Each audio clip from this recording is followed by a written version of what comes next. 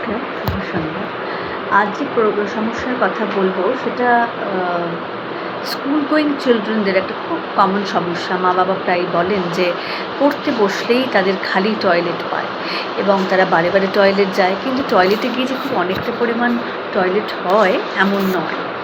তো সাধারণভাবে এই যে বারবার টয়লেটে যাওয়ার যে সমস্যা, এটা মানে ইনক্রিজ ফ্রিকোয়েন্সি অফ মেকচুরেশন, এটা বিভিন্ন কারণ থাকতে পারে। তবে আমি যেটার ডিসক্রিপশনটা দিলাম একটু আগে, সেটা খুব সমস্যার নয়। সেটা মূলত স্ট্রেস, অ্যাংজাইটি এবং খানিকটা বলতে পারেন ওই এক ধরনের আছিলা যে আমি এই পড়তে হবে, যাই একটু টয়লেট থেকে ঘুরে আসি, এইটাই মূলত। তথাপি আমি বলবো, যদি যে কোনো বাচ্চা যখন বারবার ইউরিন করতে যাচ্ছে বা যেতে চাইছে, আমাদের দেখতে হবে তার ইউরিন ইনফেকশন হলো কি না।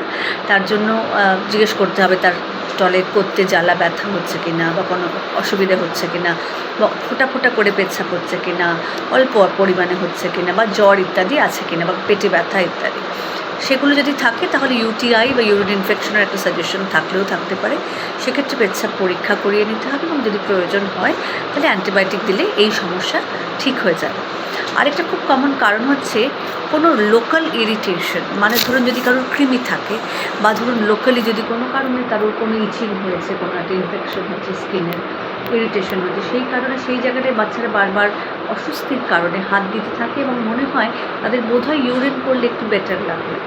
সেক্ষেত্রে কৃমির সমস্যার জন্য কৃমির ওষুধ, বা লোকাল যে স্কিন ইরিটেশন যদি কোনো কিছু হয় তার চিকিৎসা, মানে ভেজাইনাইটিস হলে ধরুন ভেজাইনাল জেল দেওয়া, ভেজলিন দেওয়া, যেটা দিলে ওই জায়গাটা কাম ডাউন করবে এবং স্কিনের সমস্যাটা মিটবে।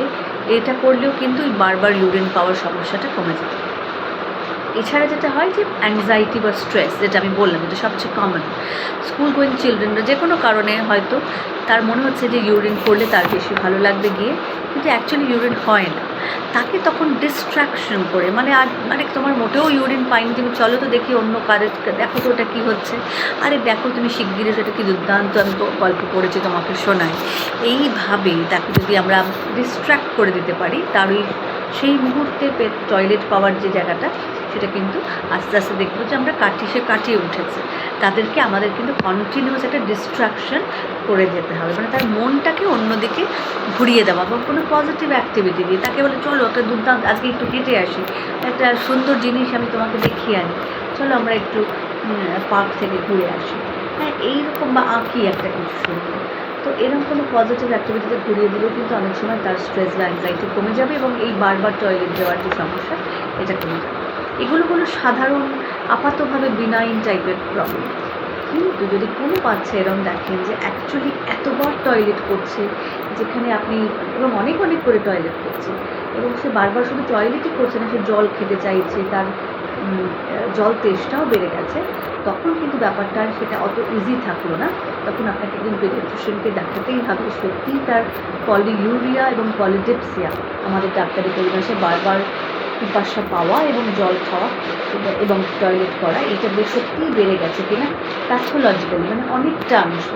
তাই যদি হয় তাহলে কিন্তু ডায়াবেটিস ইনসিপিটাস এবং ডায়াবেটিস মেলাইটিস, মানে সুগারের রোগ, মধুমেহ এবং ডায়াবেটিস ইনসিপিটাস বহুমূত্র রোগ, এই দুটো ইম্পর্ট্যান্ট এন্ডোক্রিন প্রবলেম কথা ভাবতে হবে। এবং সেই জন্য পিডিয়াট্রিশিয়ান যদি মনে করেন তিনি, বা যদি কোনো এন্ডোক্রিনোলজিস্ট থাকেন, পিডিয়াট্রিক এন্ডোক্রিনোলজিস্ট, তাদের দেখিয়ে নিয়ে খেতে হবে।